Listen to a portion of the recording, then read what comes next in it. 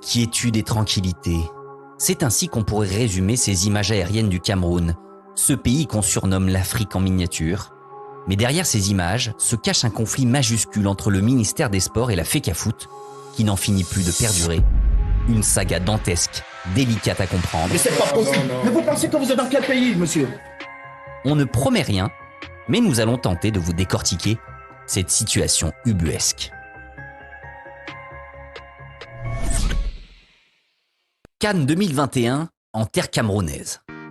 Pas de 6e étoile sur le maillot, mais une 3e place honorable qui a valu au sélectionneur de l'époque, Tony Conceição, une prolongation de contrat par le ministre des Sports. Élu à la tête de la FECAFOOT quelques mois auparavant, Samuel Eto'o remporte l'arbitrage et se dresse une première fois face au ministère. Je décide de qui entraînera le Cameroun. J'aimais bien le portugais, mais je préfère le Camerounais Rigobert Song.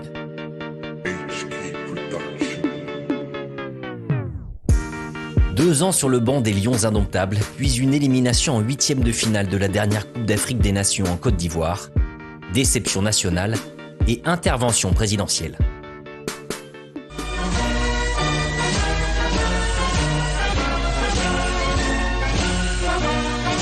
Je sais l'importance que vous accordez au football.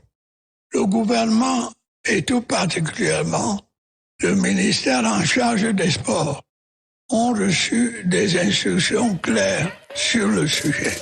La quête du successeur de Rigobert Song débute.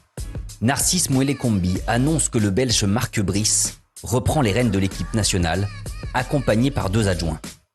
Samuel Eto'o estime que c'est à lui de nommer le staff et qu'il n'a pas été consulté. Il justifie son propos en disant que la FIFA interdit une ingérence étatique dans les affaires du ballon rond. Le ministère contre-attaque et sort la carte d'une convention datant de 2014 qui prévoit qu'il est en droit de mettre en place un staff car c'est l'État qui paye les salaires. Lors de l'arrivée du technicien belge au Cameroun, on a senti que le président de la FECAFOOT voulait absolument montrer qui était le patron. Ici, vous n'avez pas parole. Quand je viens au ministère, je vous respecte. Ici, je suis le seul patron. Et vous ne le faites pas, monsieur Zolo. C'est la dernière fois. Je vous interdis de lever votre ton. C'est la dernière fois. Courageux de ne pas avoir fui le panier de crabes dans lequel il était tombé, Marc Brice est resté. Les tensions se sont apaisées. Mais en août dernier, lors d'une interview donnée à un journal du plat pays, il a rallumé le feu en taclant violemment Samuel Eto'o. Il n'a réussi que comme footballeur, il a échoué comme entraîneur, entrepreneur et visiblement comme dirigeant. Le conflit va même dans le choix du stade pour accueillir la première rencontre des qualifs pour la CAN contre la Namibie. Douala Garoua Yaoundé, personne ne veut lâcher le morceau, à se demander si un jour ministère et fédération vont s'épingler quant à la couleur des chasubles à l'entraînement. Alors jusqu'où ira ce conflit? Et surtout, le football camerounais s'en relèvera-t-il?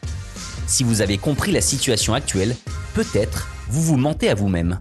Car comme on dit là-bas, si on t'explique le Cameroun et que tu comprends, c'est qu'on t'a mal expliqué.